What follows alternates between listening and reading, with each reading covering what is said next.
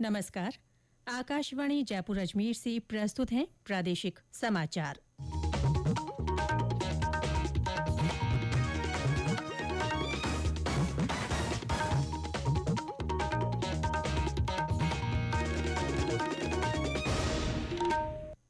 समाचारों के साथ मैं ऋतिका गुप्ता। प्रधानमंत्री नरेंद्र मोदी ने आज वीडियो कॉन्फ्रेंस के माध्यम से विश्व के सबसे बड़े रिवर क्रूज एमवी गंगा विलास को हरी झंडी दिखाकर रवाना किया। उन्होंने 1000 करोड़ रुपए से अधिक की कई अन्य अंतर्देशीय जलमार्ग परियोजनाओं का उद्घाटन और शिलान्यास किया। इस अवसर पर प्रधानमंत्री ने कहा कि देश में 125 से अधिक नदियां होने के कारण भारत में जलमार्ग परिवहन के क्षेत्र में अपार संभावनाएं हैं। जलमार्ग यातायात का एक सस्ता माध्यम भी है। उन्होंने कहा कि सरकार जलमार्ग के क्षेत्र में विकास कार्य कर रही है। इस विकास कार्य से यातायात, व्यापार और पर्यटन को बढ़ावा मिलेगा। श्री मोदी ने कहा कि ये विकास इंजन के रूप में देश के पूर्वी हिस्से को विकसित करने में सहायक होगा। श्री मोदी ने कहा कि एमवी गंगा विलास की यात्रा एक सामान्य यात्रा नहीं है। ये यात्रा देश की अंतर्देशीय जलमार्ग व्यवस्था में विकास का एक उदाहरण पेश करती है। पिछले वर्ष इस क्षेत्र के असाधारण विकास को लेकर प्रधानमंत्री ने कहा कि 2014 में देश में केवल 5 जलमार्ग थे और अब ये संख्या बढ़कर 111 हो गई है। लगभग 2 दर्जन जलमार्ग परिचालित हो रहे हैं और कार्गो की आवाजाही 3 गुना बढ़ चुकी है। श्री मोदी ने कहा कि गंगा केवल एक नदी नहीं, बल्कि ये देश की यात्रा की एक साक्षी है। एमवी गंगा विलास की यात्रा आज वाराणसी से शुरू हुई।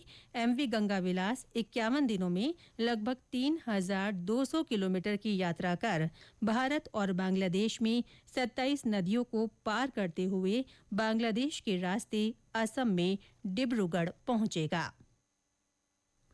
केंद्रीय वन, पर्यावरण एवं जलवायु परिवर्तन तथा श्रम एवं रोजगार मंत्री भूपेंद्र यादव आज अलवर पहुंचे। उन्होंने सुबह एमआईए में स्थित विभिन्न कंपनियों के नियोक्ता संघ और प्रतिनिधि मंडल के साथ मुलाकात कर उनकी समस्याओं की जानकारी ली। इसके बाद वे ईएसआईसी हॉस्पिटल पहुंचे, जहां उन्होंने वरिष्ठ चिकित्सकों और स्टाफ के साथ विशेष बैठक ली।